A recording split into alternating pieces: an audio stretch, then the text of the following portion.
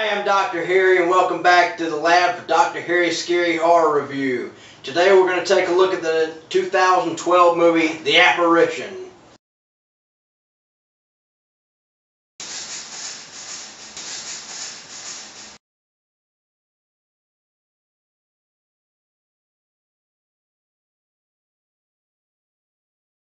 Okay, so I watched The Apparition. I checked it out. This is what I came up with.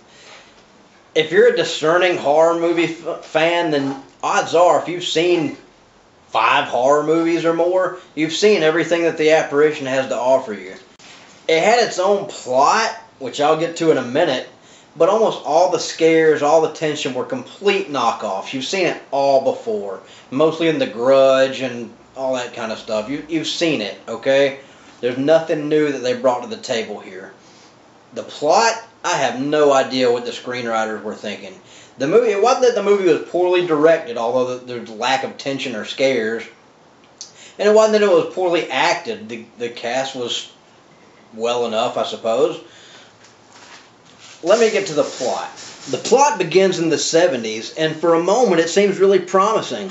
It's still not anything that you haven't seen before, but I like the way that they went back to the 70s. They made it look like it was filmed in the 70s, and you see a group of people around a table and they're having a seance. They're trying to conjure somebody named Charles or Charlie or some shit like that.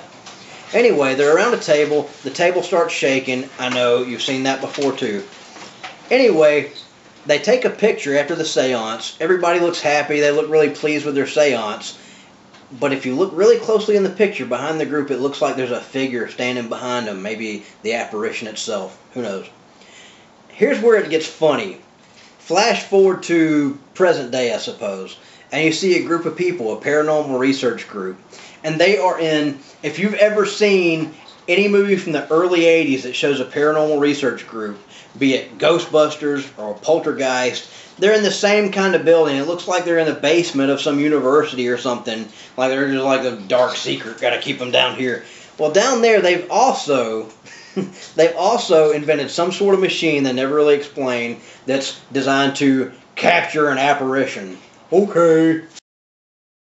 So the paranormal experiment goes batshit crazy. Everything goes wrong. God only knows what really happened, and you'll see a little bit more of it later on. But we flash forward to the young couple. Basically the same young couple, different actors, but basically the same gist from Paranormal Activity, okay? Young couple, new relationship, living together. The house that they're in is practically identical. It looks like it could be like 2 blocks away from the house in Paranormal Activity. It also looks like the neighborhood in Fright Night remake, which I believe was produced by Steven Spielberg. And if you go back to some of Spielberg's movies from the early 80s, such as Poltergeist and E.T., they all look like the same neighborhood. I wonder where they got that idea. Anyway, so you got the young couple. Weird stuff starts happening. The only slight difference here is in most horror movies like this, it starts off real subtle with little old bitty things happening. It's a much more faster pace in The Apparition. Weird things happen, really dark, bad things happening right from the get-go. But the Hollywood cliche kicks in when nobody wants to leave the house. At least not at first. Everybody wants to stay. Really crazy things are happening, but let's give it a couple more days. And then when they do leave, when they go to a hotel, the stuff follows them there too, so there's no escape. You're stuck with it, right? We've seen this before. So the weird things that start happening, the young couple, they buy a cactus, and as soon as they get it to the house, the cactus starts dying.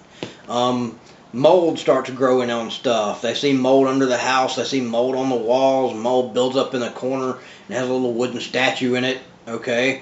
A dog just walks in their house and randomly dies. Okay, so whatever is in this house, whatever is plaguing them, can just kill a cactus within minutes and can just kill a dog within minutes. But the young couple, they're fine. They just get tortured for a while.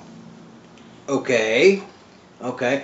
I understand that in horror movies and in all movies, you have to have some essence of suspension of disbelief. I always harp on this. I'm guilty of it myself, especially in sequels to movies that I really, really like. I can make exceptions for some dumb ideas and plot holes and inconsistencies.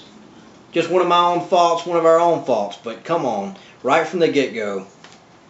The Apparition takes off in directions we've already seen, cliches, plot holes, abundance of plot holes. I don't even know where the plot goes from here. It doesn't make any sense. Here's where it gets interesting. So the girl finds out that the guy was part of this paranormal research team, okay? Here's where it gets weird. And the guy's getting messages from his old paranormal research team saying, "Oh, something went bad. You're in great danger." Why? I don't get this. Now, granted, Dr. Harry might have had a little bit of hair of the dog last night when he watched the movie, and maybe it just went right over my head. But either I missed something or the plot just falls apart very quickly through the movie. So we've all seen this in horror movies too.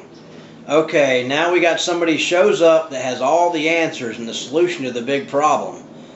But in about half of those movies, you know, that guy's toast. In this case, it's Tom Felton. You recognize him, you say, "Hey, it's the little blonde asshole from Harry Potter." That's who it is. He shows up. He was the guy's partner in the investigation team, the paranormal investigation group.